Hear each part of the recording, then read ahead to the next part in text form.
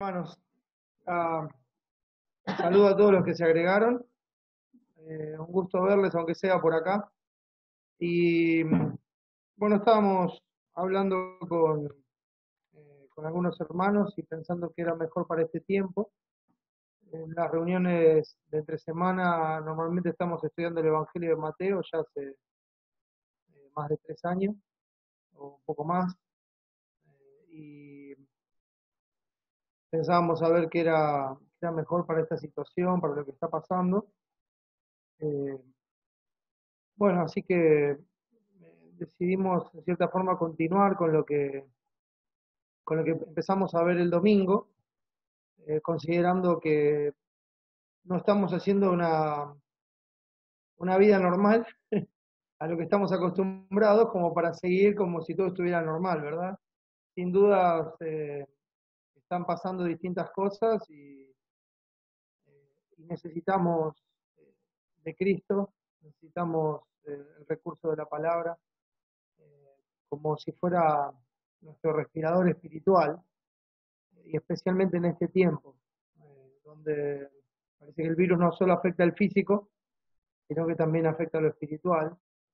Y bueno, Dios quiera darnos lo que necesitamos y que el Señor nos dé sabiduría y que bendiga su palabra para que nos sea útil y que nos sea de fortaleza en este tiempo eh, y que sepamos cómo tratar las cosas del día a día, pensando en el Señor, pensando en quién es Él y en cómo es. Y quisiera que me acompañen a leer un pasaje en Josué, capítulo 1, es un pasaje muy conocido, Josué capítulo 1,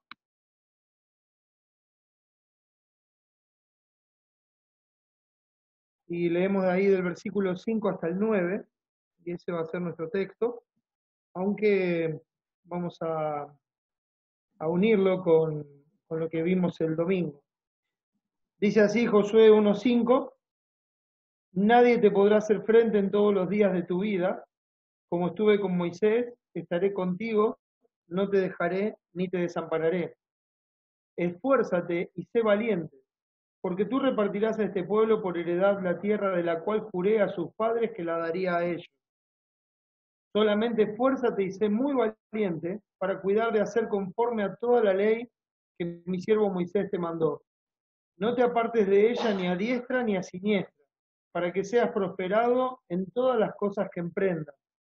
Nunca se apartará de tu boca este libro de la ley, sino que de día y de noche meditarás en él, para que guardes y hagas conforme a todo lo que en él está escrito, porque entonces harás prosperar tu camino y todo te saldrá bien. Mira que te mando que te esfuerces y seas valiente. No temas ni desmayes, porque Jehová tu Dios estará contigo en donde quiera que vayas.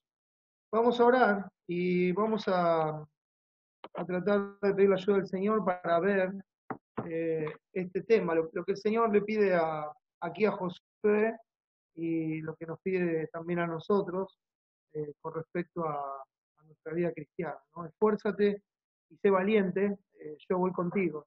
Así que vamos a orar y pedirle al Señor que nos ayude en este tiempo. Nuestro Padre, una vez más queremos darte gracias por nuestro Salvador Jesucristo, queremos darte gracias por su obra, esa salvación tan grande que nos has dado en Él, que hace posible que estos pecadores condenados hoy puedan ser redimidos, justificados por la justicia de Cristo, y así vengamos delante de tu presencia, llamándote Padre, con una total confianza de que nos escuchas, con una total confianza de que no seremos consumidos, porque Cristo ya llevó nuestro castigo en la cruz. Y así, Padre, queremos rogarte tu auxilio, tu ayuda en este tiempo, rogar tu sabiduría, rogar que nos enseñes, rogarte, Señor, que nos convenzas de pecado, para que así nos limpies, guiándonos en tu gracia al arrepentimiento, a la confesión, a apartarnos del pecado y así alcanzar y disfrutar de tu misericordia que se renueva cada día y ser limpiados de toda maldad cuando nos parezcamos más y más a Cristo en todo lo que hacemos, en todo lo que decimos, mostrando su carácter en medio de las distintas circunstancias de esta vida en la cual nos has puesto, para que te honremos y para que seamos luz, para que brillemos como luminarias en un mundo que está en tinieblas. Gracias, Padre, por este tiempo, gracias por cada uno de mis hermanos, gracias por este recurso que tenemos para comunicarnos, para compartir este tiempo. Te ruego por aquellos que quisieran estar con nosotros hoy y que por distintas razones no pueden, por aquellos que no tienen tampoco los recursos tecnológicos como para participar.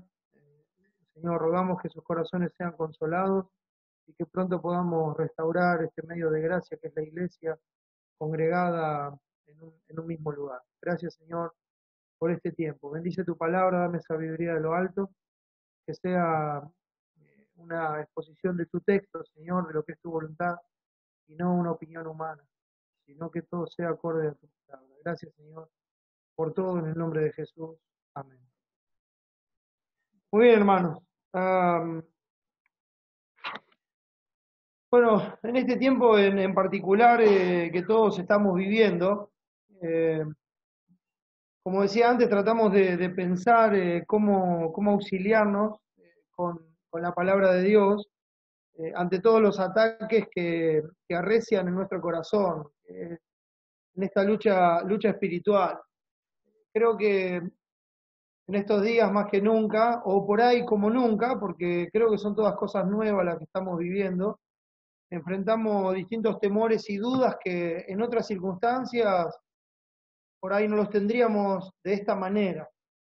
Pero aún así no dejan de ser una muestra de una raíz que está en nuestro corazón y que se manifiesta en diferentes maneras. Al fin y al cabo, esto es una forma de hacerlo salir y demostrarlo, ¿no? El temor que puede haber en nuestro corazón, las dudas que puede haber en nuestro corazón, que tienen que ver más que nada con nuestra desconfianza en Dios. Es algo que no vamos a decir abiertamente, pero sí es algo que tal vez debamos confesar y entender que cuando los temores nos abordan y cuando los temores nos manejan y cuando los temores nos limitan en lo que vamos a hacer para agradar a Dios, lo que debemos reconocer es que estamos dudando de quién es Dios, de su soberanía, de su cuidado, de sus promesas, y bueno, eso se manifiesta a través de estas circunstancias, tal vez de otra manera no se vería. Entonces, eh, estas cosas que de otra forma no hubieran pasado nos llevan a preguntarnos, bueno, ¿qué hago? ¿Qué hago ahora? ¿Qué hago en medio de todo esto? ¿Cómo lo hago? ¿Qué es lo correcto? ¿Cómo, cómo interpreto la escritura con la escritura para comprobar la buena voluntad de Dios agradable y perfecta? Este es un tiempo en el que muchas voces cristianas están usando distintos pasajes que en otro momento los han usado de otra manera y hoy se mencionan esos pasajes y se les da una interpretación adecuada para la circunstancia que se está viviendo, pero que es contraria a la interpretación total de la escritura. Y, y es muy importante para nosotros poder interpretar correctamente la escritura, no interpretar la escritura a través de las circunstancias que nos tocan vivir o a través de las cosas que se nos plantean en el día a día, sino interpretar la escritura con la escritura. Nosotros tenemos la firme convicción de que la palabra de Dios es perfecta, tenemos la firme convicción, o sea, la palabra de Dios es perfecta, de principio a fin, no tiene error, no tiene contradicciones, la palabra de Dios es perfecta, la misma escritura la describe como acrisolada, como limpia, como pura, como santa, como recta, como verdad, como eterna, como la palabra de Dios que permanece para siempre. Entonces, es por esto, hermano, que sabemos con total certeza que en la palabra de Dios no puede haber contradicciones. Si hubiera una contradicción, entonces ya no sería perfecta. No puede haber contradicciones bajo ninguna circunstancia y en ninguna circunstancia. Toda la verdad de Dios está en un equilibrio perfecto, mis hermanos. Toda la verdad de Dios es como Él es. Tiene un equilibrio perfecto en todos sus atributos. Y ese equilibrio perfecto que tiene es totalmente necesario para el propósito que tiene, porque es para revelarnos, nosotros por medio de la Escritura conocemos a Dios. Entonces la Escritura está para revelarnos al Dios perfecto. Entonces la escritura es perfecta, la voluntad de Dios es perfecta y el propósito de Dios es perfecto. Porque como Él es perfecto en sí mismo, todo lo que Él hace, lo hace de una manera perfecta, sin duda, sin dejar lugar para el error, porque no hay error en Él, no hay maldad en Él, no hay nada, no hay mancha, no hay nada que lo aparte como para que no sea perfecto. Él es perfecto en todos sus caminos. Perfecto es el camino de Jehová, dice el Salmo 18, y acrisolada su palabra. Entonces Él es perfecto en todos sus caminos, en todo lo que Él hace, en su decreto, en sus propósitos. Es perfecto, está ordenado como nadie lo hubiera ordenado y no solamente comenzó como Él quiso que comenzara y cuando Él quiso que comenzara, sino que va a terminar como Él lo planeó, como Él lo dispuso, en el momento que Él lo dispuso. O sea, es totalmente perfecto de principio a fin. Y esta perfección, como decía recién, es consecuente con la razón de su existir, o sea, con la razón de la existencia de la palabra. El Señor Jesucristo decía en Juan 5:39, escudriñad las escrituras, porque a vosotros os parece que en ellas tenéis la vida eterna, y ellas son las que dan testimonio de mí. Entonces, la escritura tiene que ser perfecta, porque el testimonio de la escritura es Cristo, es Jesús. O sea, el Antiguo Testamento nos anunciaba al Cristo, el Nuevo Testamento nos anuncia a Jesús, que es el Cristo, o sea, nuestro Salvador Jesucristo. Entonces, la Escritura siempre se trató de Él y se sigue tratando de Él. Y siendo Él perfecto, la Escritura tiene que mostrar esa perfección para llevarnos a nuestro Señor y Salvador. La Escritura, el tema de la Escritura es nuestro Señor Jesucristo a través de todas las cosas, a través de todo lo que sucede, de todo lo que pasa, de todo lo establecido, el tema de la escritura es nuestro Señor Jesucristo. Entonces, las escrituras reflejan la gloria del Dios perfecto. Piensen esto. Uno, ¿cómo conoce a Dios? A través de la escritura. ¿Qué nos reflejan las escrituras? Bueno, la gloria del Dios perfecto.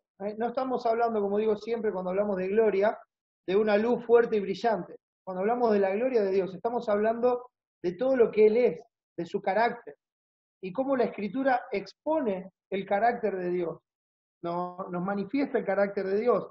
Entonces refleja la gloria del Dios perfecto en la faz de Jesucristo, que es el Hijo perfecto, que es el Rey perfecto, que es el apóstol perfecto, que es el sumo sacerdote perfecto, que es el profeta perfecto, que es el sacrificio perfecto, hecho una vez y para siempre, que es el cumplimiento perfecto de toda la ley de Dios. O sea, por donde lo mire a nuestro Señor Jesucristo, es perfecto en todos sus caminos, porque este es el verdadero Dios y la vida eterna, nos dice 1 de Juan 5:20.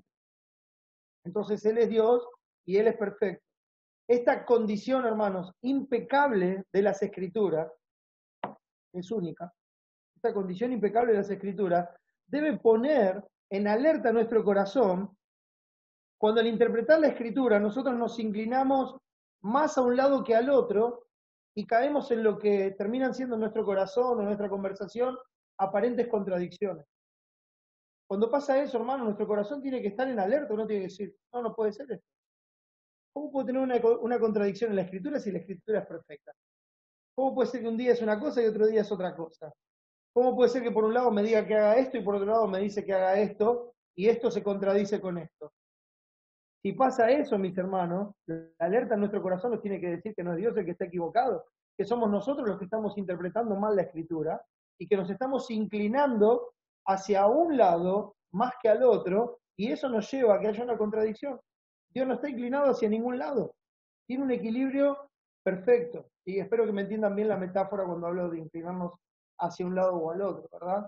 Entonces decimos, bueno, esto es así, y nos vamos yendo para acá y nos separamos de lo otro que está unido a eso y que se mantiene un equilibrio perfecto, y nosotros nos vamos desplazando. Entonces es como cuando uno está en el sube y baja, ¿vio? Se para en el medio y puede estar quieto, pero si se desplaza por un lado, se va por un lado, se va para el otro. Cuando pasa eso en nuestra interpretación, nos tiene que causar una alerta en nuestra mente, en nuestro corazón y decir, ah, ¿qué es lo que estoy haciendo? Acá el error lo estoy cometiendo yo, Dios es perfecto, su palabra es perfecta, sus caminos son perfectos, entonces seguramente tengo que pasar más tiempo con la escritura, revisar la escritura, volver a contemplar qué es lo que dice, hasta que la escritura me interprete la escritura y me lleve a ver esa perfección de Dios y esa gloria reflejada en ella. No hay contradicciones bíblicas.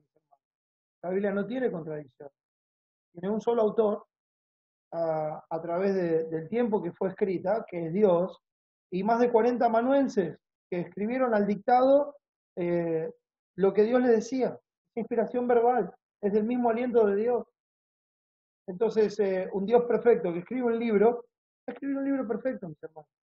Puede haber errores de hombre en algunas revisiones, en algunas correcciones que hace el hombre, pero la palabra tal como fue inspirada es perfecta, hermano. Y la interpretación tiene que mantener un equilibrio acorde a la palabra.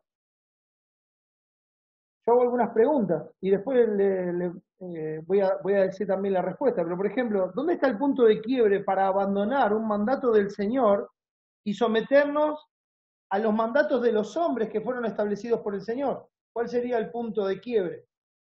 Bien, dejo la pregunta. ¿Cuándo dejamos de dar al César lo que es del César y a Dios lo que es de Dios? Bueno, esa es otra pregunta, la dejo pendiente, enseguida la voy a responder. ¿Cuándo debería ser más importante el mandato del César que el del Señor? Otra vez, dejo la pregunta pendiente. ¿Cuándo es necesario obedecer a Dios antes que a los hombres? Y otra vez, vuelvo a dejar la pregunta pendiente. ¿Por qué? Porque, hermanos, si nosotros vemos las escrituras y las interpretamos correctamente, lo que vamos a encontrar es que estas preguntas siempre deberían poder contestarse con términos absolutos. Porque no hay segunda opción, no hay una opción alternativa, no hay un gris. Esto se tiene que responder con términos absolutos. Ahora vuelvo a hacer la pregunta, porque esto tiene que ser respondido según la perspectiva de Dios y no la de los hombres. Nosotros cambiamos todo el tiempo, mutamos, hermano. Hoy pensamos de una forma, mañana pensamos de otra. Hoy pensamos como hombres, ya no pensamos como niños, como también dice la Escritura. Cuando era niño pensaba como niño, jugaba como niño, etcétera, ¿no? Pero cuando ya fui hombre dejé lo que era de niño. Entonces nuestro pensamiento va a cambiar, pero el de Dios no. Es perfecto, es eterno. Entonces el problema lo tenemos nosotros. Nosotros estamos corrompidos con nuestro pecado y eso no nos permite ver las cosas perfectas de Dios. Porque siempre nuestro pensamiento va a estar manchado, nuestra conciencia va a estar manchada por nuestro propio pecado y nuestras propias inclinaciones al mal. Entonces para nosotros es un esfuerzo que solo puede ser hecho en la gracia de Dios derramada en nosotros por el Espíritu Santo para ver las cosas como Dios las ve. Pero ese debería ser el punto. Entonces, viendo las cosas como Dios las ve y con la escritura como consorte de lo que estoy diciendo, hago de vuelta las preguntas y le doy una respuesta absoluta. ¿Dónde está el punto de quiebre para abandonar un mandato del Señor y someternos a los mandatos de los hombres que fueron puestos por Dios? ¿Dónde está? Respuesta absoluta. En ningún lado. No existe el punto de quiebre. El mandato de Dios está por sobre el de los hombres. Siempre. Porque si Dios establece una autoridad y esa autoridad se revela en contra del que la estableció, el que está mal no es el que está arriba. El que está mal es el que fue establecido. Y si nosotros, por la gracia de Dios, tenemos la capacidad espiritual que no tiene el hombre natural, de ver las cosas espirituales, porque tenemos el espíritu para discernir espiritualmente y podemos ver las cosas como Dios las plantea en un sentido espiritual, eterno y perfecto, entonces no hay ningún punto de quiebre. Por eso digo, la respuesta es absoluta. En ningún lado hay un punto de quiebre. ¿Cuándo dejamos de dar al César lo que es de César y a Dios lo que es de Dios? Nunca. Otro absoluto. Nunca. Hay que darle al César lo que es del César y a Dios lo que es de Dios. Al que respeto, respeto, al que honra, honra, pero a Dios lo que es de Dios. Una cosa no es contradictoria con la otra. Hay que darle al César lo que es de César y a Dios lo que es de Dios. ¿Cuándo debería ser más importante el mandato del César que el del Señor? Otro absoluto. Nunca. Nunca. El mandato del Señor está por sobre cualquier persona. Él es el Señor. Él es el que sostiene todo, el que nos da vida a todos. Él es el autor de la vida. Él es el que ordenó todas las cosas. Él es el autor de todos los caminos. Él es el que, cuando todo esto pase, cuando todo esto conmovible sea removido y quede lo inconmovible, es el que sigue sosteniendo todas las cosas. Entonces, la respuesta es nunca. ¿Cuándo es necesario obedecer a Dios antes que a los hombres? Otro absoluto. Siempre. siempre. Eso tiene que primar en nosotros, hermanos. Nosotros somos cristianos, somos hijos de Dios. Nuestro rey está en el trono y somos ciudadanos celestiales. Esa es la máxima autoridad en nuestras vidas. Esa máxima autoridad se revela a nosotros por la mente de Cristo, que es el Espíritu Santo, la palabra, y nosotros a través de esa mente de Cristo sabemos qué es lo que Dios piensa. Y nuestros pensamientos tienen que ser llevados cautivos, como estos presos rebeldes que hay que llevarlos por la fuerza, atados y forzándolos. Nuestros pensamientos tienen que ser llevados cautivos, dice Corintios 10, a la obediencia a Cristo. Eso demanda un esfuerzo, hermanos, y enseguida lo vamos a ver. Demanda un esfuerzo, no es fácil, no es algo que nosotros hacemos livianamente, no, eso demanda dedicación, demanda diligencia, demanda negación de uno mismo, demanda morir a uno mismo para poder hacer las cosas como tienen que ser hechas, para poder hacer lo que Dios manda. Entonces, la Escritura nos va a enseñar absolutos, hermanos. Cuando Dios dice algo, es así. Y uno dice, no, qué cuadrado, no se puede hablar, esta persona, no tiene nada que ver con eso, hermanos, tiene que ver con el equilibrio de las Escrituras. Porque uno puede decir, mira, Dios dice esto, pero para mí no es así. Bien, te cuento que vos en poco tiempo vas a pasar, vas a volver al polvo, y Dios va a seguir y va a permanecer para siempre. Él es el que conoce el fin desde el principio, es el alfa y el omega, el principio y el fin. Si hay alguien que puede decir cómo son las cosas, es Dios, no una criatura, que Él está sosteniendo con un hilo de su misericordia, dándole vida hasta que Él quiera cortar ese hilo. Entonces es como dice el profeta en Abdías, el versículo 3, cuando le dice a Edom, la soberbia de tu corazón te ha engañado. Y muchas veces somos engañados por nosotros mismos, por la soberbia de nuestro corazón, creyendo que nosotros podemos tener mejores ideas o mejor comprensión de las situaciones de las que Dios tiene. Hermanos, el amor a Dios no depende nunca de las circunstancias. Él es digno desde siempre, por siempre y para siempre. Otro absoluto. No hay nada que haga que Dios pierda su dignidad y no hay nada que pueda hacernos a nosotros dejar de amar a Dios, más que nuestro propio pecado. Y si nosotros nos damos cuenta que nuestro pecado nos está llevando a dejar de amar a Dios, lo que tenemos que hacer es arrepentirnos de nuestro pecado, confesarlo y apartarnos de ese pecado. Y depender de la gracia de Dios para ya no caer en el mismo pecado. Entonces el amor a Dios nunca depende de las circunstancias. Porque entonces el amor a Dios siempre sería limitado. Si hoy llueve, no se ama a Dios. Si cae granizo, no se ama a Dios.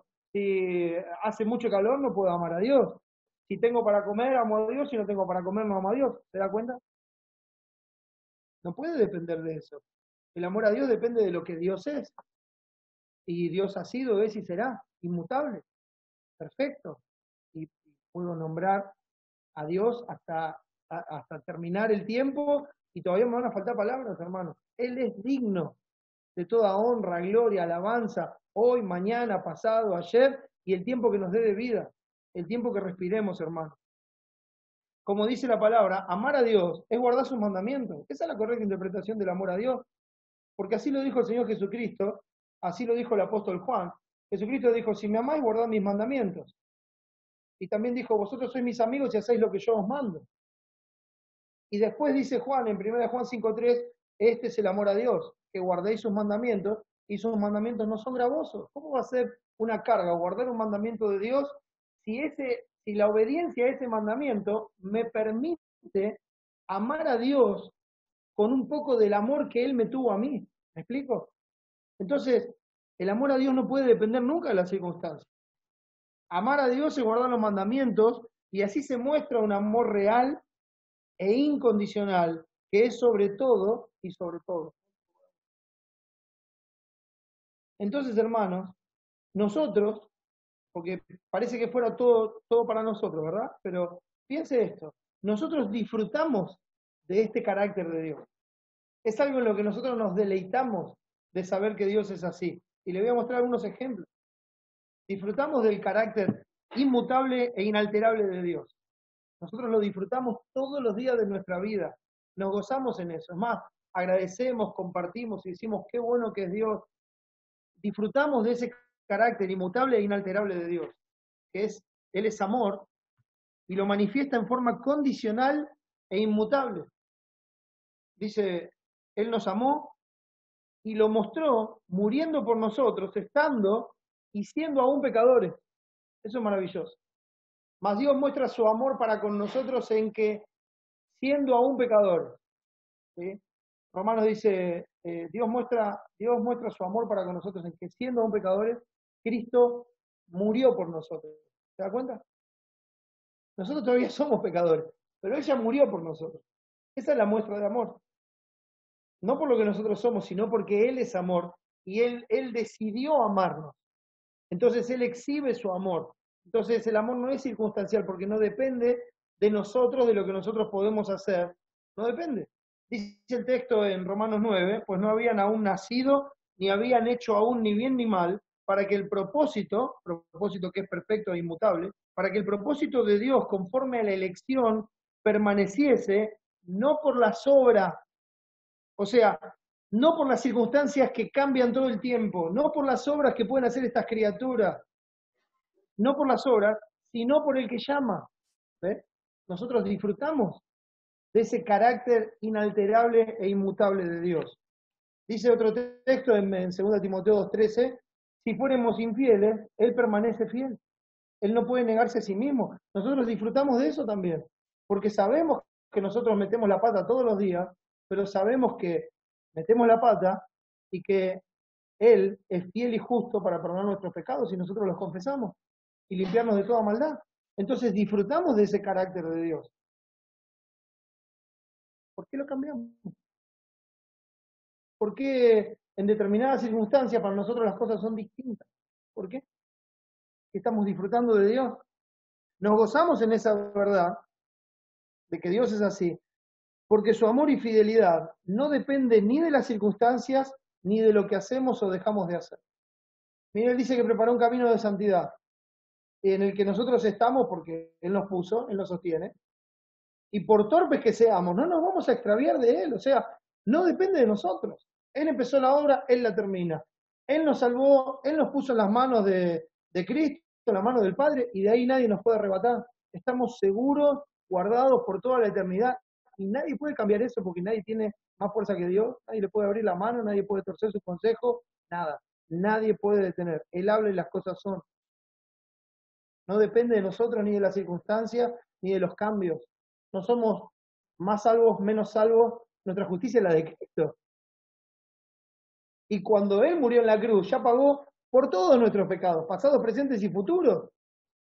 Y nosotros, por gratitud a esa obra maravillosa que ya nos aseguró la eternidad, por gratitud a esa obra, hoy vivimos como es digno de su nombre, porque Él es digno, que es como empezamos diciendo.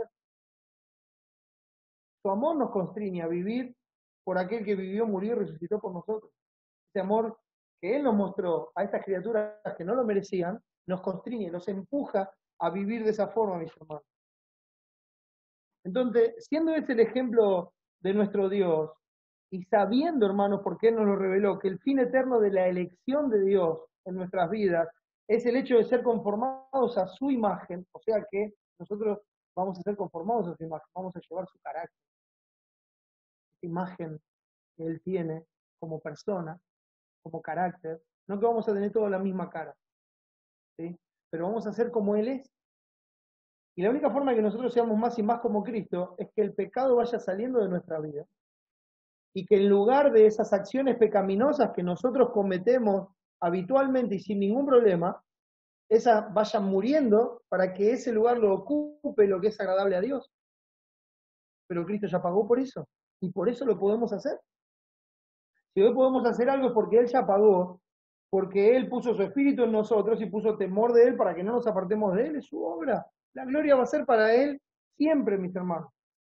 Entonces, sabiendo que es así, sabiendo que nosotros vamos a ser como Él es, entonces deberíamos preguntarnos, ¿hay circunstancias en las cuales obedecer a Dios? O sea, hay circunstancias en las cuales nosotros tenemos que obedecer a Dios y otras en las que, entre comillas lo digo, ¿se justifica desobedecer a Dios? Creo que la pregunta perdió todo sentido a esta altura, mis hermanos.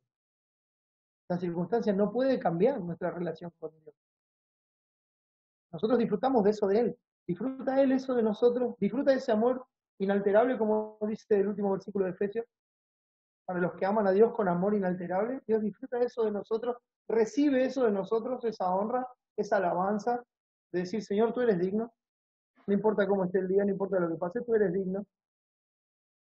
Si tengo vida es porque tú me la diste, me debo a ti, tú eres mi Señor. Como Cristo dijo, ¿por qué me llamas Señor, Señor y no haces lo que yo mando? Eres el Señor, Señor. Habla porque tu siervo oye, dime qué es lo que tengo que hacer. Y ahí vamos. Es así como vivió Cristo toda su vida acá en la tierra, amando al Padre y siendo obediente hasta la muerte y muerte de cruz, padeciendo por hacer el bien, porque la voluntad de Dios así lo quiso. Y es lo mismo que nos dejó para nosotros, porque si padecemos con Él, también reinaremos con Él, mis hermanos. Entonces, otra vez, hermano, como vimos el domingo, no dejen engañar su corazón. Que estas circunstancias no hagan tambalear, no turben su corazón, ni que les causen miedo. Cuando Cristo dijo esas palabras, como lo vimos el otro día, era una noche muy particular, porque venía la hora de la oscuridad, de la maldad, venía con todo sobre Él. Terminó en la cruz, muriendo, cargando nuestros pecados bajo la ira de Dios. Entonces Él pasó esa noche totalmente agobiado, angustiado en el huerto de Getsemaní, orando al Padre, si no sea mi voluntad sino la tuya, orando con grandes gotas de sangre en su sudor, fortaleciéndose en el Señor y levantándose decidido a hacer lo que le daba la gloria a Dios, más allá de que Él iba a terminar muriendo, sufriendo, siendo vituperado, burlado, golpeado, maltratado, clavado en una cruz, abandonado, negado y muriendo. Y Él fue igual, sabiendo lo que iba a pasar. ¿Por qué? Porque Dios es digno. No por las circunstancias, sino porque Dios es digno. Ese es el ejemplo de nuestro Señor Jesucristo. Entonces vimos que Jesús hizo una advertencia milenaria, que Satanás tiene una estrategia milenaria, y que Jesús, sabiendo todo esto de antemano, nos dejó también un consuelo milenario. Entonces, no quiero repetir todo lo del domingo, solamente quiero añadir otras cosas, pero esta era evangélica que comenzó con la primera venida de Cristo y culminará con la segunda venida de Cristo en gloria y majestad, está caracterizada por este principio de dolores que vimos, esos dolores de parto que van en aumento, y nos dio varias características el Señor. Dice que este tiempo va a estar plagado de falsos maestros, falsos cristos, guerras, rumores de guerra, pestes, plaga, virus, llámelo como quiera. Pero Cristo lo advirtió. Va a estar plagado y cada vez más en aumento, como Cristo lo advirtió, de pestes, de hambre, de terremotos. Advirtió que la iglesia iba a ser atribulada por su fe, que la iglesia iba a ser perseguida por su fe, que la iglesia iba a ser entregada por su fe. Y cuando digo la iglesia acá, no hablo de todos juntos, sino de cada uno de nosotros como representantes de la iglesia donde estemos, y en algunas oportunidades todos juntos, y que la iglesia iba a ser aborrecida por su fe. La iglesia es aborrecida por su fe. Hoy la gente dice, yo no tengo problema con Dios, solamente odio a los que creen en Él. Los que creen en Él son el cuerpo de Cristo, y Cristo es la cabeza. El problema es con Dios. Siempre el problema fue con Dios. No con nosotros, el problema es con Dios. Y lo manifiestan a través de la iglesia. Entonces, ¿cómo se caracteriza esta era evangélica? Bueno, hay muchos traidores en la vida cristiana, hay muchos desertores, muchos que son desleales para con su Dios, y que su falso amor a Dios se enfría y se vuelven enemigos de Dios. Y entregan a sus propios hermanos, y hablan mal de sus propios hermanos, y murmuran contra sus hermanos, abandonan a sus hermanos. Se les ve, se enfriaron. Es una característica de este tiempo. Cuando vino la presión de la situación, de lo que pasaba, o cuando ya la confrontación con su pecado era tan fuerte que no la podían soportar, explotaron, se enfriaron. Lo que parecía ese amor a Dios tan fiel, tan firme, ahora se vuelve en odio, en bronca, en rencor, en maltrato, en murmuración, en desprecio, etcétera, etcétera, etcétera. Está caracterizada nuestra era evangélica por estos factores, se vuelven enemigos de la fe. La iglesia es entregada por sus propias familias de sangre, como dijo el Señor Jesucristo. Los van a entregar sus propios padres, sus hermanos, sus parientes, sus amigos. Cosas que están pasando hoy, mis hermanos. Aquellas mismas personas que te criaron, que se criaron al lado tuyo, que jugaron contigo, que se rieron contigo, que participaron en un montón de cosas a tu lado, hoy cuando querés honrar al Señor o cuando qué, te acusan con el dedo y hoy, si es necesario, te denuncian. Y uno dice, ¿cómo puede ser? Supuestamente son las personas que más nos aman. El amor del mundo no es el amor de Dios. El amor del mundo cambia constantemente. Cambia según las circunstancias. El amor de Dios no. Por eso nuestro amor a Dios no puede ser alterado por las circunstancias, tiene que ser inalterable. Que aman a Dios con amor inalterable. Entonces esta era evangélica también es una ocasión para dar testimonio de la fe en Cristo. Es una ocasión en la cual el pueblo de Dios vive el cuidado de Dios sobre sus santos, porque estén tranquilos, porque ni un cabello de vuestra cabeza va a perecer, dice en Lucas. La paciencia de los santos, dando gloria a Dios hasta el fin, el que persevere hasta el fin, este será salvo. Porque Dios en su gracia, la prueba de nuestra fe produce paciencia.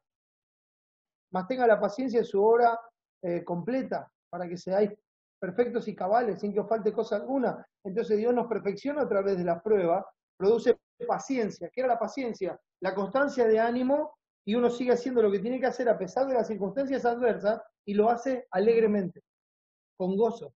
Sigue adelante, más allá de la oposición, de todo lo que pasa, cosas que ya mencioné. Y esta es la era donde el Evangelio del Reino es predicado a todas las naciones. El propósito por el cual todavía la Iglesia está aquí. Que los santos sigan viniendo a Dios por medio del Evangelio.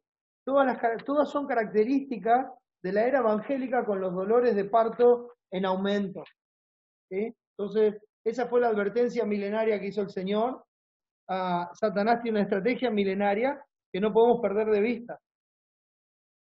No podemos perder de vista, no podemos olvidarnos al interpretar la Escritura. Esto es muy importante, hermano. No podemos olvidarnos al interpretar la Escritura que nosotros vivimos en una batalla espiritual, porque Dios nos dio a conocer esa batalla espiritual.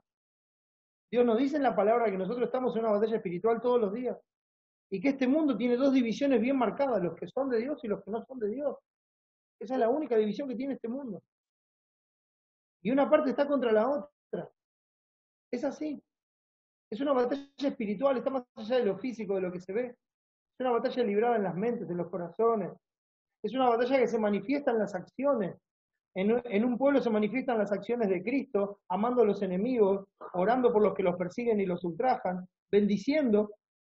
Y en el otro se manifiesta el odio, el rencor, a través de acciones que van contrarias, como la burla, el desprecio, el maltrato, el ninguneo, etcétera, etcétera. Entonces en los dos se manifiesta, y eso produce una batalla espiritual, donde las potestades que están bajo el mandato del gobierno de Satanás cumplen con ese propósito y se dedican a eso, mis hermanos. Entonces, a veces pensamos que Satanás hace mal por deporte. Bueno, él es malo. Entonces, hace las cosas así por deporte. Digamos, camina y hace maldades. Bueno, hoy nos quieren dar una imagen diferente, ¿no? Hoy hasta hay series que se llaman Lucifer, para tratar de decir, bueno, mira, no es tan malo, es hasta simpático, es hasta un hombre apuesto, etcétera, etcétera. Es más, en algún momento hasta te puede ayudar si le conviene. Imagínense. Porque este mundo quiere deformar la imagen que la Escritura nos da de Satanás, que es el enemigo de nuestra alma, es el enemigo de Dios. Entonces, Satanás no hace mal por deporte, mis hermanos. Pero el príncipe de la potestad del aire, como Dios lo llama, está todo el tiempo en guerra contra Dios y usa todo lo que le es permitido para atacar a Cristo por medio de su iglesia. Él no tiene forma de tocar a Cristo, ¿no? Él no puede ir a la presencia, él fue echado del cielo. Él no puede ir al trono a desafiar a Dios, no puede. Entonces, ¿qué hace? Ataca al cuerpo de Cristo, ataca a su iglesia. Y todos los cañones en esta batalla espiritual hoy están apuntados a su iglesia, mis hermanos. No podemos ser tan inocentes y pensar que esto se trata de otra cosa. No podemos tener esa inocencia de los que no conocen a Dios. Inocencia entre comillas. De los que no conocen. Inocencia por ignorancia. No podemos pensar, no, esto no es contra la iglesia, esto es algo que... No, mis hermanos. No hay un ataque constante y continuo. Satanás es experto en usar estrategias y artimañas para sacar lo que hay en el corazón del hombre. Él no sabe lo que hay en el corazón del hombre porque él no es omnisciente. Él no sabe todas las cosas. pero Él conoce a la perfección todas las debilidades humanas y sabe cómo montar un sistema que atraiga la concupiscencia de cada uno. Él sabe cómo montar este sistema y de hecho lo tiene montado y lo va perfeccionando cada día más para que este sistema esté constantemente llamando la atención a esos pecados que están en la profundidad de nuestro corazón. Porque cada uno no es tentado por Dios, sino que cada uno es atraído y seducido de sus propias concupiscencias, de esos deseos ardientes que solamente pueden ser satisfechos cuando logramos lo que nosotros deseamos o queremos. Entonces Satanás tiene todo su sistema montado para sacar eso. Y esto también, mis hermanos, esto también. Él no sabe con exactitud lo que hay en nuestro corazón, pero lo hace así, monta el sistema así, para que sean tentaciones constantes, mire a donde mire el hombre. Hay tentaciones constantes, mire a donde mire. Podría decir que en este mundo no hay a dónde escapar, más que en la iglesia de Cristo, que es una embajada de la gloria en la tierra. Ese lugar tendría que ser guardado solamente para Él, en santidad y en pureza, porque eso es la iglesia de Cristo. Ahora, volviendo a Satanás, él solamente quiere atacar a Dios, él quiere atacar el nombre de Dios, la fama de Dios, el reinado de Dios. Por eso busca constantemente alrededor a quien devorar. Él no quiere matar a las personas que le sirven hoy día, que están buscando hacer los deseos de su padre el diablo. No, él quiere hacer caer a aquellos que ya no puede arrebatar de la mano de Dios, porque saben que si los hace caer a ellos, van a traer un mal testimonio sobre el nombre de Dios, y él aborrece a Dios. Entonces terminamos siendo nada más que peones en esta batalla. Él no tiene problema en sacrificar a quien tenga que sacrificar para hacerlo. No tiene ningún problema, porque no le importa la vida. Él sabe, Satanás sabe que el hombre vive aferrado a sus posesiones y que su posesión más preciada es su propia vida. Por eso vimos el domingo en Job 2, 4 y 5, que le decía a Dios, mira, piel por piel, todo lo que el hombre tiene dará por su vida. No, mira, Job no te está negando porque no le tocaste la vida, pero si vos le tocas la vida, mira, el hombre da cualquier cosa por su vida. Bueno, hoy lo estamos experimentando, hermano. Te pusieron el temor de tu propia vida adelante y casi que es como si nos hubieran agarrado de la niña de los ojos, así, y nos llevan de las pestañas a donde quieren, por el temor de la vida. ¿Qué es la realidad? Eso es lo que está pasando, piel por piel. Todo lo que el hombre tiene dará por su vida, pero extiéndelo a tu mano, toca su hueso y su carne y verás si no blasfema contra ti en tu misma presencia. Entonces, gran parte del cristianismo hoy, por el temor de la vida. Y de repente ese amor inalterable a Dios se enfría. La obediencia cesa y no se aparta. Y nos conformamos con sustitutos, hermanos. Yo estoy agradecido a Dios por tener la tecnología y poder compartir así ahora. Pero hermanos, nos equivocamos si nosotros creemos y deseamos que esto sea permanente. Hace tiempo, los hermanos que me conocen saben que hablo de la comodidad que el cristianismo está disfrutando. Y esto es como una cama mullidita, donde te acuestan, te tapan y te dicen, seguí durmiendo. No te necesitamos en este mundo. Es poner la luz debajo del almud. Y Satanás trabaja para eso, mis hermanos, porque está en contra de todo lo que se levante en el nombre de Dios. No podemos ser tan ilusos. Tenemos que abrir los ojos, interpretar las escrituras, viendo las artimañas de Satanás, porque para eso nos advirtió Dios. Lo que vivimos hoy día, hermanos, no es ni más ni menos que lo que Jesús nos anunció que habría de suceder. Esto no es un simple ataque a la humanidad, mis hermanos. Acuérdense, hay dos bandos. Hay uno que hace los deseos de su padre, el diablo. Esto es un ataque masivo a la iglesia. Esto no es un ataque a la humanidad. Satanás no está interesado en la humanidad. Satanás está interesado en atacar a la iglesia de Cristo. Tienen que saberlo. De eso se trata. Y él está desarrollando este ataque. En este momento es un ataque masivo a la iglesia de Cristo, al cuerpo de Cristo. Es un ataque al nombre de Dios. Es un ataque a Dios mismo, mis hermanos. Es un ataque al Evangelio. Es un ataque a la predicación del Evangelio. a que en este mundo el nombre de Dios, que es grande entre todas las naciones, se anuncie desde Oriente hasta Occidente, sin cesar y sin parar por sus siervos. Es una forma de tratar de detener el avance del Evangelio. ¿Creen que va a poder? De ninguna manera, hermano. ¿No saben qué? Hay muchos que se van a quedar en este camino. Hay muchos que hoy dicen ser cristianos, que se van a quedar en el camino. No tenga ninguna duda. Pero no porque yo soy profeta o porque yo lo sepa o porque conozco los corazones. De ninguna manera, mis hermanos, porque Cristo lo anunció. Porque el amor de muchos se enfriará. Cuando vengan los tiempos, nosotros hermanos, en esta nación, nunca hemos pasado lo que han pasado los hermanos que nos precedieron. Nunca hemos pasado tribulación por el nombre de Cristo. Nunca nos han metido presos, nunca nos han perseguido, nunca nos prohibieron llevar una Biblia, nunca nos prohibieron congregarnos, nunca nos mataron a la familia delante de nuestros ojos. Nunca hemos pasado tribulación o angustia por el nombre de Cristo, mis hermanos. Alguna burla en el trabajo, en la escuela, en la familia, algún desplante, algún desprecio. Pero si eso es tribulación, hermano, entonces lo que pasó a nuestro Señor en la cruz, que fue. Dice Apocalipsis 12, entonces el dragón se llenó de ira contra la mujer y se fue a hacer guerra contra el resto de la descendencia de ella. La mujer es la iglesia, que había dado a luz a Cristo. ¿Sí? Cristo ya fue arrebatado para el trono, está en el trono reinando, y como él no lo puede tocar, nos dice Apocalipsis 12, en este paralelismo progresivo que va haciendo Apocalipsis, y un texto que ya hemos estudiado, y por eso no voy al texto, sino voy a la interpretación directa.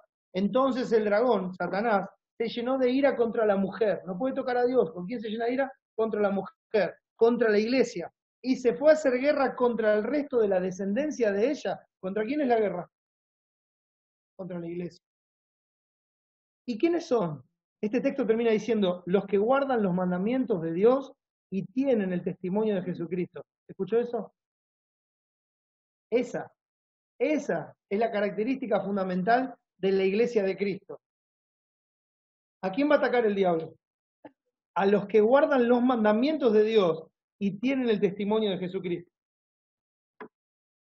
No los nominales, no los que solamente dicen con sus labios, sino aquellos que están viviendo como Dios manda, aquellos que están haciendo lo que Dios manda, aquellos que honran a Dios obedeciendo su palabra. Ese es el cuerpo visible de Cristo en este mundo.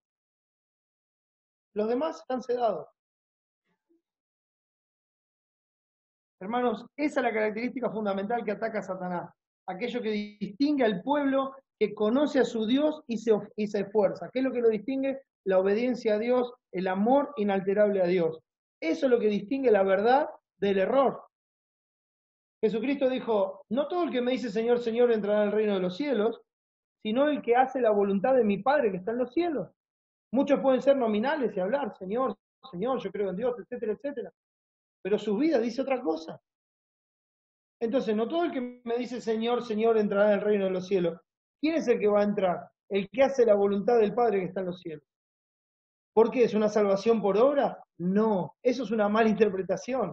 La salvación es del Señor, pero la prueba de que la salvación en esa vida es del Señor es que esa persona está buscando amar a Dios, guardando sus mandamientos, honrándole y dándole la gloria. Esa es la característica fundamental de la iglesia. Ese es el lugar donde va a ir a atacar Satanás. Y el mundo pasa y sus deseos, dice primera de Juan 2, pero el que hace la voluntad de Dios permanece para siempre. En lugar de tener su anhelo y deseo en este mundo, su anhelo y deseo está en lo eterno y está buscando hacer la voluntad de Dios. Y ese permanece para siempre. ¿Por qué? Porque esas obras son la prueba de que está en la mano de Dios y de ahí nadie lo puede arrebatar. No es por sus méritos, sino que esas acciones son para la gloria de Dios y una prueba de que Dios lo salvó, que cambió su corazón y que le dio por su gracia la capacidad para vivir para Él. Ahí va a atacar. Mire, Jesús lo dijo así. Dice, el que quiera hacer la voluntad de Dios, escucha esto, el que quiera hacer la voluntad de Dios, solamente el que quiera, el que tiene el deseo de hacer lo que Dios manda, conocerá si la doctrina es de Dios O si yo hablo por mi propia cuenta, dijo Jesús. ¿Saben quién me va a reconocer? El que quiere hacer la voluntad de Dios. ¿Saben quién va a reconocer la sana doctrina? El que quiere hacer la voluntad de Dios. Ese es el que va a poder reconocer la sana doctrina. ¿Por qué? Porque hacer la voluntad de Dios es una característica de aquellos que Dios ha regenerado. ¿Quién dicen los hombres que es el Hijo del Hombre? Y Pedro dijo, tú eres el Cristo, el Hijo del Dios viviente. Y Jesús le dijo, bienaventurado eres Simón, hijo de Jonás, porque no te lo reveló ni carne ni sangre, sino mi Padre que está en los cielos. Él te lo reveló. Por eso lo sabés. No porque vos seas más inteligente, más vivo, porque tomaste una buena decisión. No, porque mi Padre que está en los cielos, Él te lo reveló. Y así llegaste a saber quién es el Dios verdadero. Entonces, ¿cuál es la característica de esa persona que conoce al Dios verdadero por la obra y gracia de Jesucristo, que empieza una obra y la termina? Que esa persona quiere obedecer a Dios. Y el que quiere obedecer va a poder discernir la sana doctrina, la verdad de Dios, va a poder interpretar correctamente las escrituras, porque quiere obedecer, no está dudando en el corazón de si, esto lo hago, esto no, hoy sí, mañana no, este día sí, este día no, porque estoy ocupado. No, es el que quiere obedecer. Te salvó el alma por toda la eternidad. ¿Tiene que hacer algo más para recibir tu gratitud en forma de servicio? ¿Tiene que hacer algo más? ¿No es suficiente Cristo? ¿No es suficiente el perdón de todos tus pecados para que desees hacer la voluntad de Dios? Porque solamente el que quiera hacer la voluntad de Dios va a conocer si la doctrina es de Dios. Sigue diciendo, el que habla por su propia cuenta, su propia gloria busca, pero el que busca la gloria del que le envió, este es verdadero y no hay injusticia en él. Bueno, ahí estaba hablando de él mismo, pero lo que nos cubre a nosotros es la justicia de Cristo. Entonces, el que tiene estas características, no hay injusticia en él porque está cubierto con la justicia de Cristo. Y reconoce la verdad de Dios. ¿Por qué? Porque se deleita en la verdad de Dios y se deleita en hacer la voluntad de Dios. Entonces, solo va a reconocer la verdad el que quiera hacer, el que quiera poner por obra, el que quiera obedecer, el que quiera amar a Dios, el que quiera dar testimonio de Cristo. Ese es el que va a reconocer la verdad de Dios y el que va a interpretar correctamente las Escrituras. Porque Dios es el que en vosotros produce así el querer como el hacer por su buena voluntad, dice Filipenses 2:13. Es Dios el que lo produce. Es Dios el que empezó la obra, el que la termina, el que la sigue, el que nos perfecciona. Es Dios. Entonces Él nos lleva. Por eso, hermanos, ese es el ataque, la estrategia milenaria de Satanás. Buscar la forma de no dejarte hacer, de no dejarte obedecer, de no dejarte salir camino de 3 días con toda tu familia para que subas al monte a adorar a tu Dios. Faraón sigue enojado y sigue tratando de cargarte con más y más cosas para que no salgas a adorar a Dios como Dios manda. Faraón es un tipo de Satanás gobernando este mundo. ¿Ustedes quieren adorar a Dios? Eso es porque están ociosos, porque no tienen nada que hacer. Entonces yo los voy a cargar con más y más trabajo, los voy a cargar con más y más actividades, los voy a cargar con más y más ocupaciones para que no salgan a adorar a Dios. Porque mientras estén ocupados, con la mente ocupada, no se van a acordar de Dios. La misma estrategia de siempre, mis hermanos. La misma estrategia de siempre. Piel por piel. Toca su vida y veamos si te obedece. El rumor, mis hermanos, del temor se siembra todo el día. Todo el día. Prenda lo que quiera, mire lo que quiera, agarre el diario, lo que fuera, y va a ver que el temor se está sembrando todo el día. No se turbe vuestro corazón ni tengan miedo. Y la iglesia corre hoy el peligro de que su fe no produzca obras, y como dice Santiago, la fe sin obras es muerta. Yo tengo fe, pero ¿qué haces para Dios? Nada. No, pero no lo hago porque no me dejan, ¿eh? No lo hago porque en estas circunstancias, ¿qué pasa si las circunstancias se extienden, hermano? ¿Dejamos de amar a Dios? ¿Dejamos de obedecer? ¿Dejamos de hacer? Si esto es algo circunstancial, bueno, pasará. Pero ¿y si no? ¿Y si sigue? ¿Y sigue? ¿Y sigue? ¿Qué vamos a hacer? La fe sin obras es una fe muerta. La iglesia, mis hermanos, corre el peligro de decir como los demonios, creo en Dios, y temblar, pero no hacer nada. ¿Recuerdan como dice Santiago? Los demonios también creen y tiemblan, pero no hacen nada. La fe sin obras es una fe muerta. Estrategias milenarias, y para la estrategia milenaria hay un consuelo milenario. Jesús nos dio su paz, la paz os dejo, mi paz os doy. Yo no la doy como el mundo la da, no se turbe vuestro corazón ni tenga miedo. Lo vimos el domingo.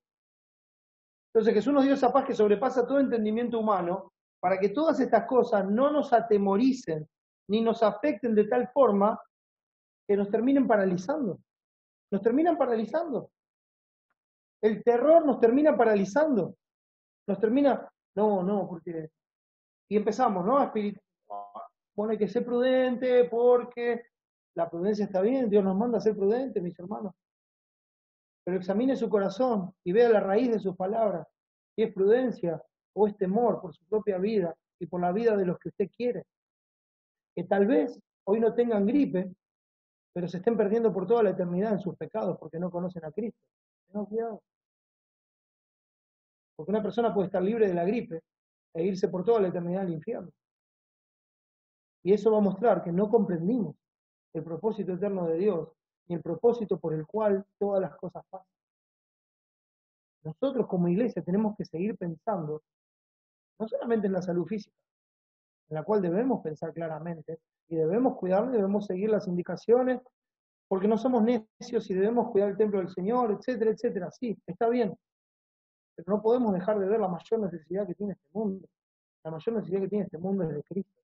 Hoy están muriendo muchas más personas eternamente sin Cristo que aquellas que mueren por el coronavirus. No podemos dejar de ver la realidad como Dios la plantea, mis hermanos. Él nos dio la seguridad de estar con nosotros, de no dejarnos ni desampararnos, para que sin temor nosotros le sirvamos en obediencia y gratitud, confiando en su perfecto cuidado y voluntad. Esa es la paz que Cristo nos deja. Nos dice las cosas de antemano y nos dice, quédense tranquilos, yo voy a estar con ustedes. O sea, la paz que yo les doy no depende de las circunstancias, porque venga lo que venga, yo, el más grande de todos, voy a estar con ustedes. Mi mano los va a cuidar. Por eso Pedro dice, humillados pues bajo la poderosa mano de Dios, para que Él os exalte cuando fuere tiempo, echando toda vuestra ansiedad sobre Él, porque Él tiene cuidado de vosotros. Debemos humillarnos bajo... ¿Quién cree que hizo esto, mis hermanos? Esto lo empezó Dios y lo termina Dios. No hay otra razón. Esto es su poderosa mano. Nada pasa sin que Él lo permita. Él hace el bien y la adversidad. El día del bien goza del bien y el día de la adversidad considera. Porque tanto lo uno como lo otro lo hizo Dios para que el hombre nada halle después de Él.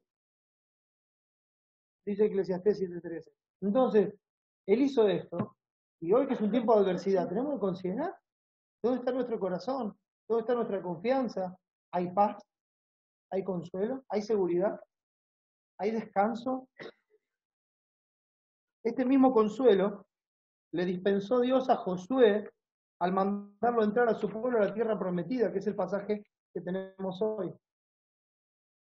Gran parte de este pasaje lo acabamos de ver, aún sin saberlo, pero ahora vamos a verlo puntualmente. Como leímos en Josué 1 del 5 al 9, el contexto es que ya Moisés, que representa la ley, había muerto sin poder entrar al pueblo a la tierra prometida.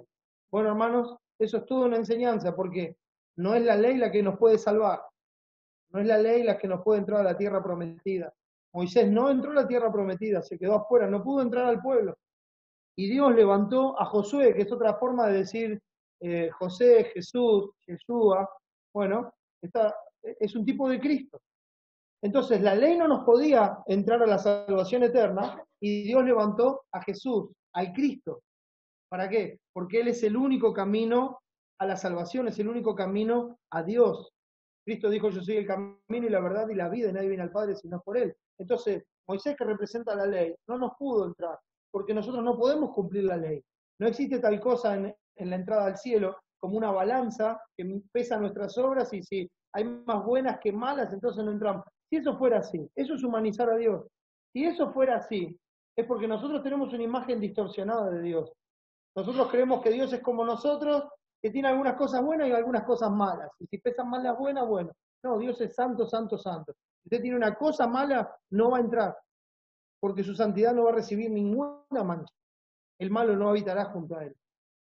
Entonces no se trata de cuántas cosas buenas, cuántas cosas malas, se trata de la justicia de Dios. Siempre se trató de eso. Entonces la ley no puede meter al pueblo de Dios, no puede. Lo trae hasta la puerta, lo trae hasta la puerta convencido de su pecado, convencido de que no puede, y ahí lo deja para que Cristo lo lleve. La ley es nuestro ayo que nos llevó a Cristo. Y eso es lo que vemos acá, en este traspaso de Moisés a Josué. Ahora Josué, Jesús, va a entrar al pueblo a la tierra prometida. Entonces, esto es solo por la gracia de Dios y solamente en Jesús. Eso es lo que representa la tierra prometida en el sentido espiritual para nosotros, mis hermanos. La salvación tan grande que Dios nos ha dado en Cristo.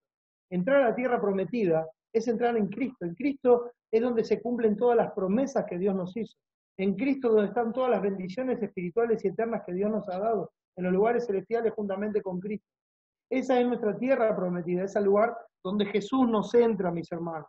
Es el paso de la muerte a la vida, es el paso de la condenación a la justificación, es el paso de la acusación por nuestros pecados a la absolución de nuestros pecados y a ser declarados justos. Hechos 13:39 dice, y que todo aquello de que por la ley de Moisés no pudiste ser justificados, en él, en Jesucristo, es justificado todo aquel que cree.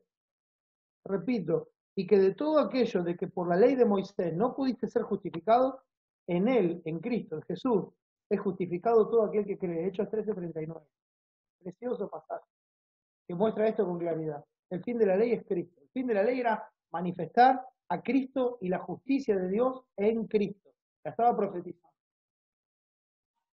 El Nuevo Testamento nos da a la justicia de Dios en Cristo. Ahora, no solo la ley, sino que se ha manifestado la justicia de Dios para salvación a todo aquel que cree. Entonces, hermanos, en Jesucristo nosotros entramos a la vida y nuestros mayores enemigos ya fueron derrotados por Jesús en la cruz del Calvario. El pecado, la muerte y Satanás fueron completamente derrotados. Pero hermanos, queda un remanente de pecado a nuestro alrededor que por la gracia y el poder de Dios nosotros debemos mortificar. Nosotros entramos con Jesús a la tierra prometida. Pero la entrada a la tierra prometida no fue el final, mis hermanos, fue el principio de las batallas del pueblo de Dios. Fue el principio donde el pueblo de Dios iba a hacer todo lo que Dios le había mandado para conquistar completamente esa tierra y alcanzar todo lo que Dios les había prometido. Entonces, debemos enfrentar, hermanos, con diligencia cada día la batalla espiritual que arrecia a nuestro alrededor, comprendiendo todo lo que ya hemos hablado, hermanos. Todo aquel pecado que se levanta contra Dios en nuestro corazón, que quiere rendirnos inútiles en nuestra obediencia y adoración a Dios. Esos son nuestros enemigos de hoy, nuestros enemigos espirituales. La batalla se desarrolla en nuestra mente, en nuestro corazón. La batalla se desarrolla en nosotros cuando enfrentamos las distintas circunstancias y tenemos que decidir entre hacer la voluntad de Dios o nuestra concupiscencia. ¿Qué vamos a satisfacer? La batalla se desarrolla en nuestra mente, en nuestro corazón, cuando debemos decidir entre darle la gloria a Dios o buscar nuestra propia satisfacción. Esa batalla se desarrolla cuando debemos decidir entre amar a Dios en esa situación dándole la gloria o amar más otra cosa que me lleva a desobedecer a Dios y no amarlo. Entonces, el versículo 5 dice, le dice Dios a Josué, nadie podrá hacer frente, nadie te podrá hacer frente en todos los días de tu vida. Como estuve con Moisés, estaré contigo, no te dejaré ni te desampararé.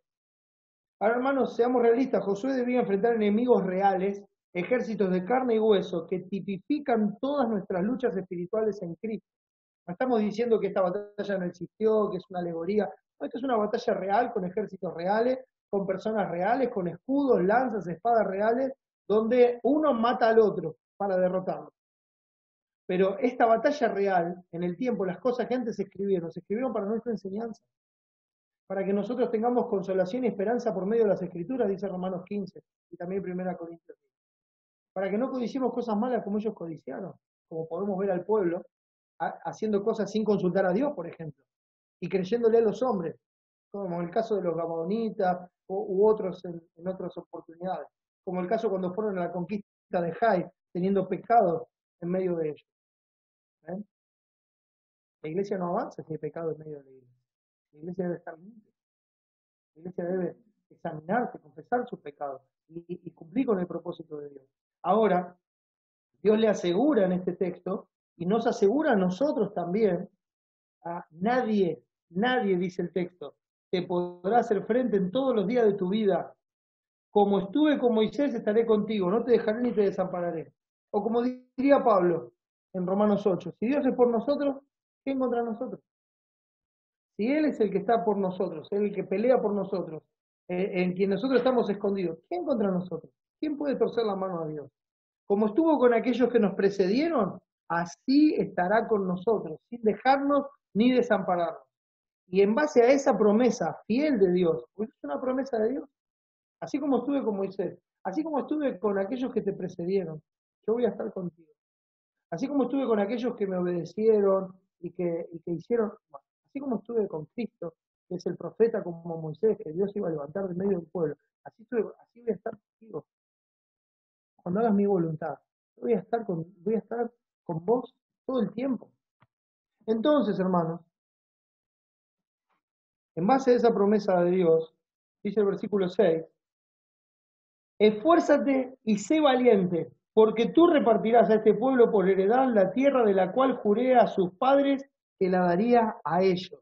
Esfuérzate y sé valiente, dice el texto. Yo te mando la tarea, yo voy con vos, yo lo prometí. Hermanos, esto no es gloria para el hombre, esto no es algo que el hombre tiene que hacer en su fortaleza, en su valentía.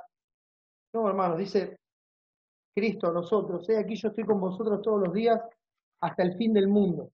Ahora, esfuérzate y sé valiente.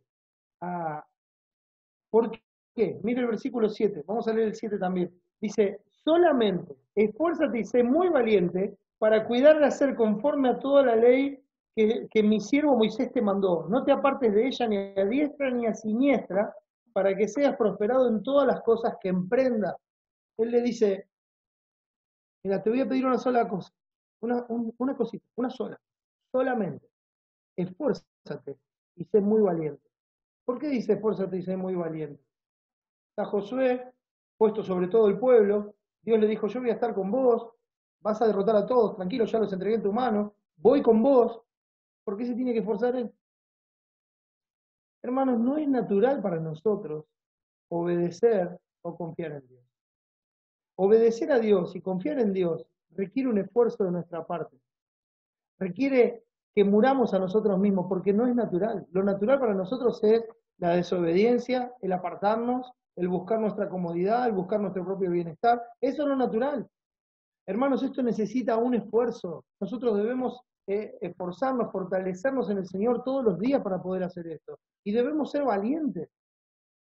Sé que vas a recibir ataques, que enemigos y peligros se van a levantar en contra tuyo para detenerte, por eso tenés que esforzarte y tenés que ser valiente, porque la batalla va a arreciar, los enemigos se van a levantar, tenés que ser valiente para enfrentarlos, para seguir adelante, para no atemorizarte. Sé que habrá momentos de profunda oscuridad y temor. Esfuérzate y sé valiente, mira, solamente te pido algo, esfuérzate y sé muy valiente. Sé que va a haber oposición dentro tuyo y de afuera también, para que pongas por obra mi voluntad. Sé que vos vas a querer hacer lo que yo te mando y vas a encontrar oposición de tu propio corazón y de las personas que te rodean. Las personas que te rodean se van a parar alrededor tuyo para no dejarte hacer lo que tenés que hacer. Yo sé que va a pasar eso, pero no te atemorices. Esfuérzate y sé muy valiente para que me obedezcas. Por eso te pido una sola cosa, una sola cosa. Esfuérzate y sé muy valiente. Lo sigo repitiendo, ¿verdad? Es una sola cosa. Repitámosla hasta el cansancio, hermano. Solamente esfuérzate y sé muy valiente. Dice Pedro, no os amedrentéis por temor de ellos, ni os conturbéis, sino santificad a Dios el Señor en vuestros corazones y estad siempre preparados para presentar defensa con mansedumbre y reverencia ante todo el que os demande razón de la esperanza que hay en vosotros.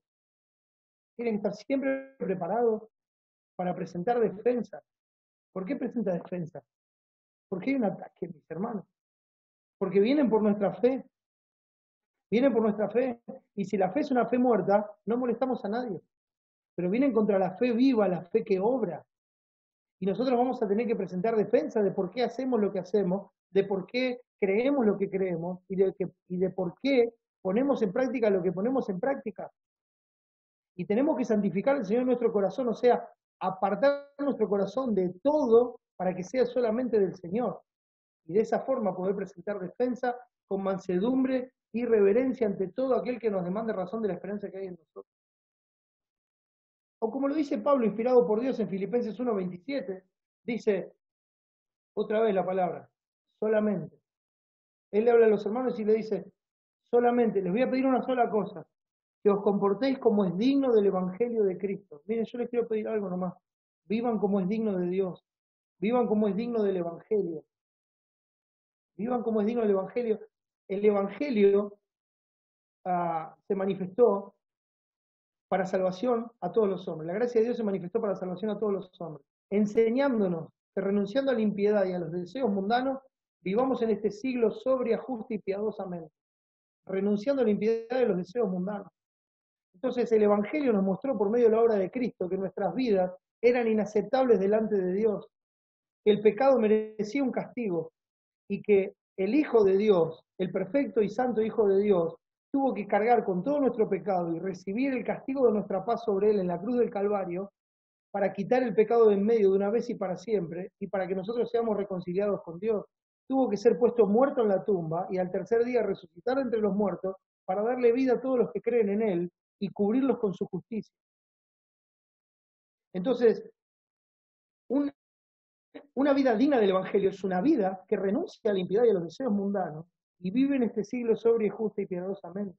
Que renuncia a vivir como Él quiere y hacer lo que Él quiere para vivir en este siglo, en este tiempo presente, en el tiempo que nos resta en la carne, conforme a la voluntad de Dios y no conforme a nuestra concupiscencia, como dice 1 Pedro 4. Nosotros debemos vivir conforme a la voluntad de Dios y para eso se necesita ser esforzado y valiente. Y entonces dice, termina de decir Pablo, solamente que os comportéis como es digno del Evangelio de Cristo.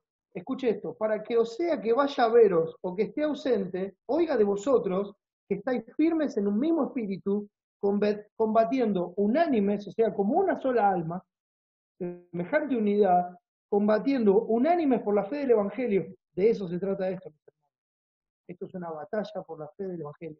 Esto es una batalla por la fe viva que produce obras. Esto es una batalla por la fe que ama a Dios, que obedece a Dios, que honra a Dios con sus acciones. De eso se trata. Eso es lo que vienen a buscar. Ese es el ataque masivo que se larga hoy sobre la iglesia. Y el mandato de Dios es esfuérzate y sé muy valiente. El mundo se va a oponer, Satanás se levantará, el pecado arreciará a tu alrededor para hacer la voluntad de Dios sin apartarnos, en lo más mínimo, ni a derecha ni a izquierda, para que logres lo que te mando, debes esforzarte y ser valiente. Esfuérzate y sé valiente. Dice, lo leo de vuelta. Solamente esfuérzate y sé muy valiente, para cuidar de hacer conforme a toda la ley que mi siervo Moisés te mandó. ¿Te das cuenta por qué es el esfuerzo y la valentía? Para poner por obra la palabra, para vivir como Dios manda.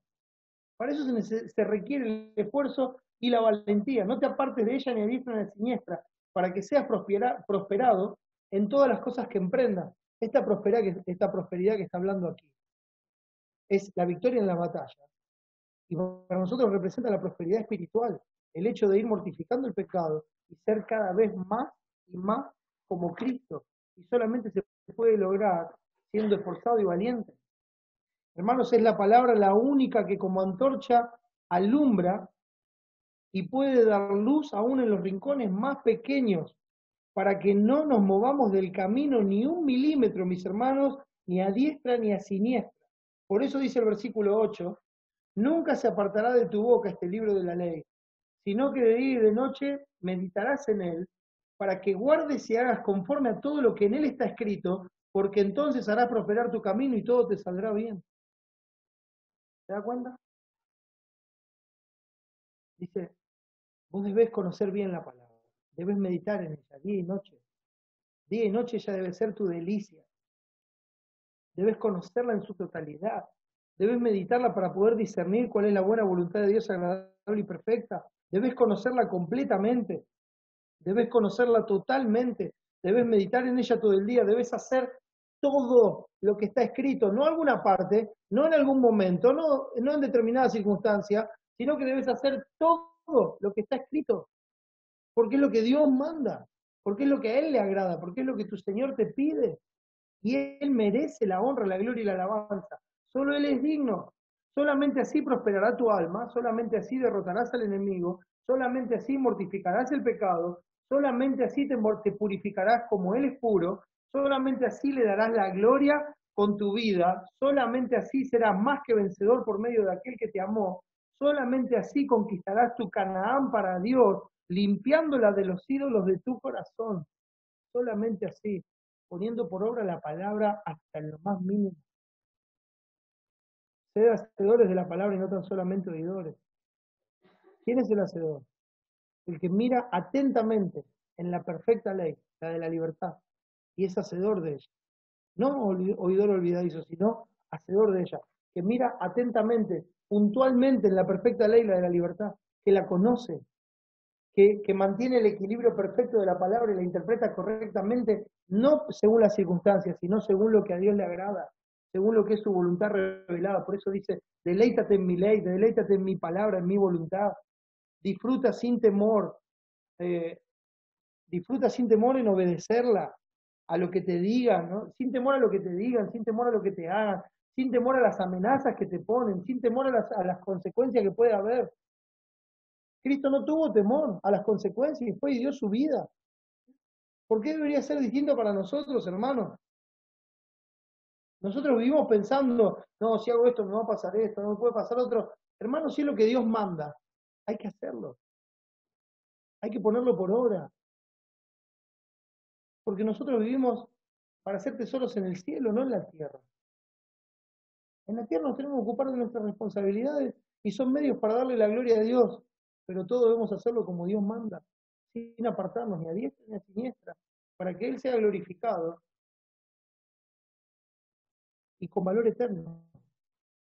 Así seremos recibidos. Bien hecho, buen siervo y fiel, entra en el gozo de tu Señor. Así estaremos para siempre con nuestro Señor, mis hermanos, con los ojos puestos en Él. Por lo demás, hermanos, fortaleceos en el Señor y en el poder de su fuerza, dice Efesios 6:10. Fortaleceos en el Señor. Nosotros debemos esforzarnos, fortalecernos del Señor, no de nuestra fuerza. ¿Y cuál es la clave para eso? Bueno, Pablo dice en 2 Corintios 12, y me ha dicho, bástate mi gracia, porque mi poder se perfecciona en la debilidad. Por tanto, de buena gana me gloriaré más bien en mis debilidades para que repose sobre mí el poder de Cristo.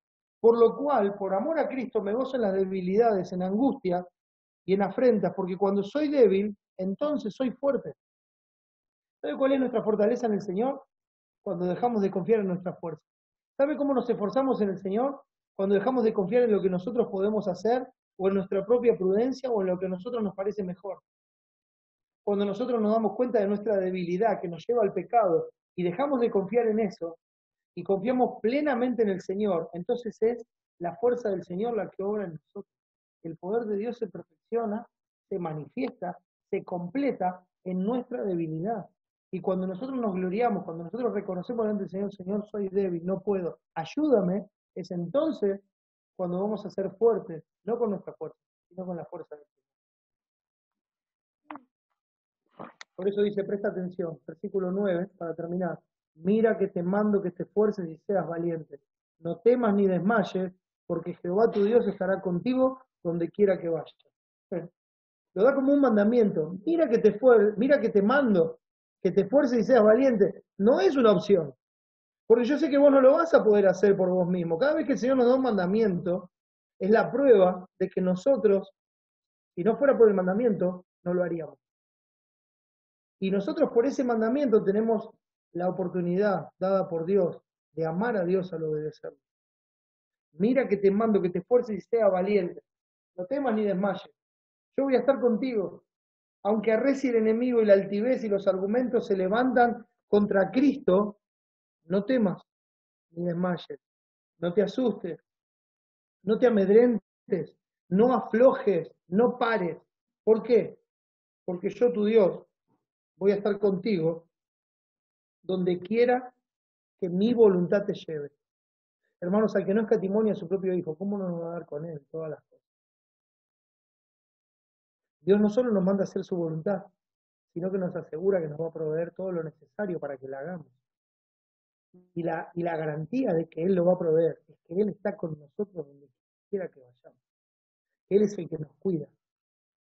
Y que si es necesario, nosotros vayamos delante de alguien para dar testimonio, y tal vez nos tenga que llevar en contra de nuestros planes o de nuestra propia voluntad, lo va a hacer para que cuando Él nos dé una sabiduría que no puedan resistir, nosotros podamos dar testimonio de la fe que Dios puso en nuestra alma. Que podamos dar testimonio de la fe en nuestro Señor Jesucristo. Por eso no andamos atemorizados. Me voy a Apocalipsis 21 para terminar. Este es un texto precioso,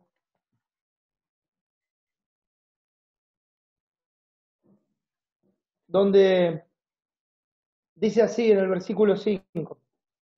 Y el que estaba sentado en el trono dijo, he aquí, yo hago nuevas todas las cosas. Y me dijo, escribe, porque estas palabras son fieles y verdaderas. Y me dijo, y el fin. Mire, Él nos da paz que sobrepasa todo el entendimiento. Esto sobrepasa el entendimiento humano. Él lo que dice es, hecho está. Ya está hecho. Yo soy el principio y el fin. Todavía no lo viviste, pero ya está hecho. Es como cuando dice que también nos glorificó. Ya está hecho. Hecho está. Yo soy el alfa y el omega, el principio y el fin. Al que tuviere sed, yo le daré gratuitamente de la fuente de agua de la vida. Al que tiene sed de mí, el que en mí cree no tendrá sed jamás. Y el que a mí viene no tendrá hambre, ni sed jamás. Va a estar satisfecho para siempre en Cristo, porque Cristo es el alimento, la verdadera bebida y la verdadera comida que satisface nuestra alma. Y ese mandamiento de venir a Él es un mandamiento que no tiene costo para nosotros porque lo pagó Cristo. Por eso dice, venir y beber gratuitamente. El precio ya fue pagado por tu Salvador. Ven a Cristo y Él te va a salvar eternamente. Y dice así, el que venciere heredará todas las cosas y yo seré su Dios y Él será mi hijo. El que venciere. Esfuérzate y sé muy valiente. En Él somos más que vencedores. El que venciere heredará todas las cosas. Pero, acuérdese del que venciere. Es el que quiere poner la voluntad de Dios por obra. Pero, dice el versículo 8, los cobardes e incrédulos, ¿te acuerdas? Fuerza te dice muy valiente. El contraste, los cobardes que no dejan su pecado, los cobardes que siguen abrazando las cosas de este mundo, los cobardes que siguen aferrados a su codicia, a su maldad, a su orgullo, a sus propias ideas, a sus mentiras. Los cobardes e incrédulos, los abominables y homicidas, los fornicarios y hechiceros, los idólatras y todos los mentirosos tendrán su parte en el lago que arde con fuego y azufre, que es la muerte segunda. Hay lugar para los valientes. Ese lugar es hacer la voluntad de Dios y pasar la eternidad con Dios. Y hay un lugar para los cobardes. Son aquellos que van a hacer el camino más fácil, seguir aferrados a sí mismos y a lo que a ellos les gusta. Pero el fin de ese camino que a ellos les parece derecho, como dice Proverbios 14:12, hay camino que al hombre le parece derecho, pero su fin es camino de muerte. El final de ese camino es el lago que arde con fuego y azufre, que es la muerte segura. Por eso, mis hermanos, no nos dejemos engañar. Tengamos los ojos bien abiertos, porque Dios nos ha revelado todas estas cosas a través de su palabra. Confiemos en Dios y a pesar de las circunstancias adversas, sabiendo de la advertencia milenaria que Cristo nos hizo, sabiendo de la estrategia milenaria que Satanás tiene, sabiendo del consuelo milenario que Dios nos ha dado, que está con nosotros todos los días hasta el fin del mundo, sabiendo eso, seamos esforzados y valientes para poner por obra toda la palabra de Dios, ser el cuerpo de Cristo, ser la manifestación de la gloria de Dios, honrar al Señor, presentar defensa con mansedumbre y reverencia, hablarle a todos en toda oportunidad de Cristo, aunque eso nos cueste nuestra comodidad, nuestra vida, nuestra libertad o lo que fuera que nos cueste. El Señor es digno, pase lo que pase, estemos donde estemos, Él es digno. Y esto es para los que aman a Dios con amor inalterable. Y si estás acá y no conoces a Cristo, dice el que venga, beberá gratuitamente de las aguas de la vida. Cristo ya pagó la obra completa en la cruz del Calvario. El precio fue su sangre, lo que Él pagó fue la deuda por nuestros pecados. Fue quitada de en medio y el que cree en Él recibe vida eterna en Cristo, porque Él no solamente murió, sino que resucitó. Y esa es la prueba de que Dios castigó los pecados de su pueblo en Él, allí en la cruz, y la tumba no lo pudo retener. Esa es la prueba de que Él le puede dar vida a todos los que creen en Él. Y lo que hoy exhibe Él sentado en el trono de la majestad en las alturas, después de habernos redimido, es su justicia, que hoy cubre gratuitamente a todos los que creen en Él.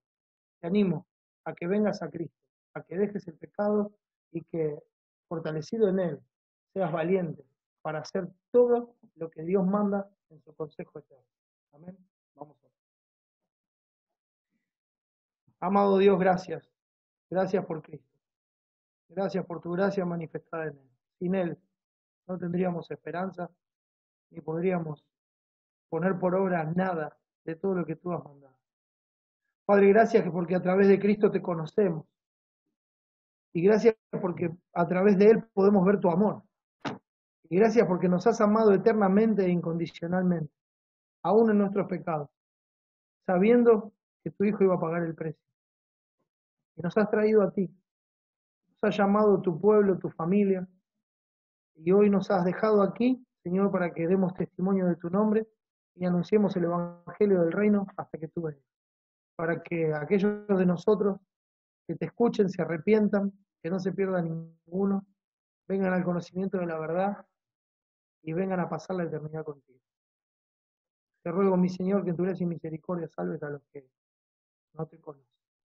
Ayúdanos, Señor, a ser un testimonio fiel de la vida de gracia que hay en Cristo. Gracias por este tiempo, Padre. Ayúdanos como iglesia a honrarte en todas circunstancias. Lo pedimos y agradecemos, Padre, en el nombre de Jesús y para su gloria. Amén.